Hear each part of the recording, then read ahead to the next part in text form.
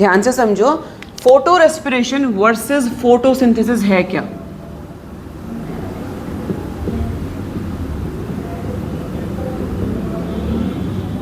Photo respiration versus photosynthesis.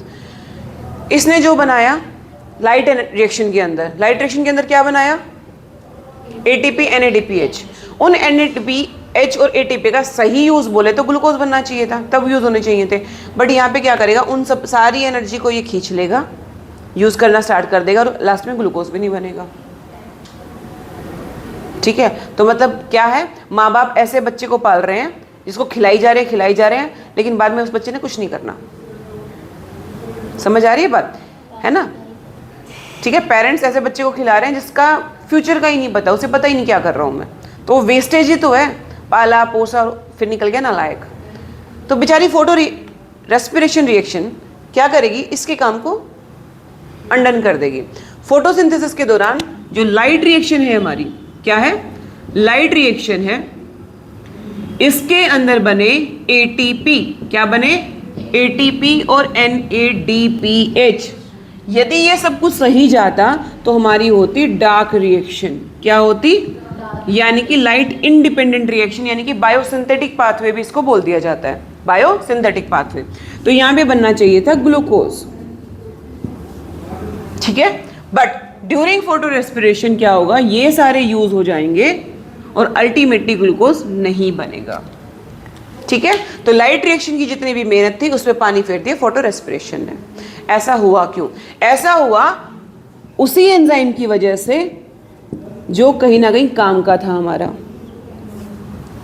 ठीक है, अब पेरेंट्स ने बच्चे को पढ़ने भेजा कोटा। ठीक है, कोटा बना भी सकता है, बिगाड़ भी सकता है। ये किसी भी सेंटर, हम क्यों कोटा का नाम ले, है ना, किसी भी सेंटर भेजा, किसी भी कोचिंग सेंटर भेजा पढ़ने के लिए। ठीक है, अब सब कुछ सही जाए तो आपका कॉम्पिटिटिव एग्जाम क्लियर हो गया, लेकिन बीच में बहुत सारे ऑब्स्टेकल आ जाते हैं, है ना, भटक जाते हैं हम। तो भटकाव आए तो प्लांट पहुंच गया फोटो रेस्पिरेशन के पास, काम सारा खत्म, पैसा वगैरह सब कुछ लग चुका, एनर्जी सारी लग चुकी। ठीक है, तो ऐसा ही हुआ, पैसे सारे लग चुके हैं पेरेंट्स के, जितना लगना था वो तो लग गया, और जब प्रोडक्ट की बारी आई तो कुछ भी नहीं है, zero in boards and zero in NEET.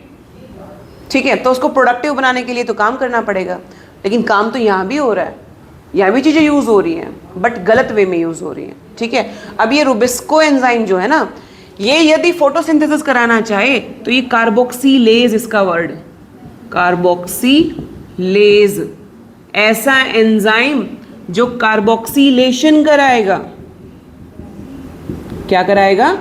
Carboxylation कराएगा।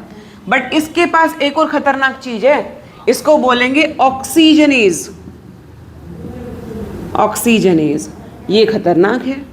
ठीक है, ये क्या करा देगा? ऑक्सीडेशन करा देगा, यानी कि RUBP को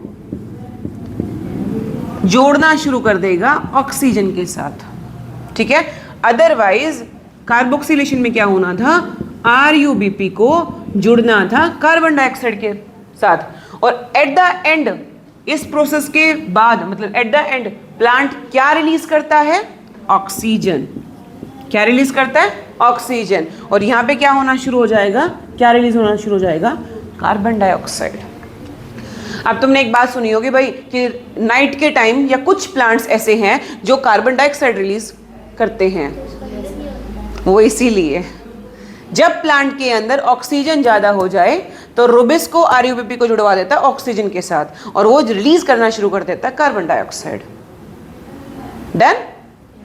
लेकिन जब लाइट एनर्जी अच्छी खासी है, जब उसको प्लांट को कार्बन डाइऑक्साइड अच्छी मिल रही है, तो कार्बन डाइऑक्साइड का लेवल इंक्रीज हुआ प्लांट के अंदर, तो वो कार्बन डाइऑक्साइड के साथ ही कराएगा उसको फ्यूज। बट ऑक्सीजन प्लांट में ज़्यादा है तो वो उसके साथ भी करा सकता है।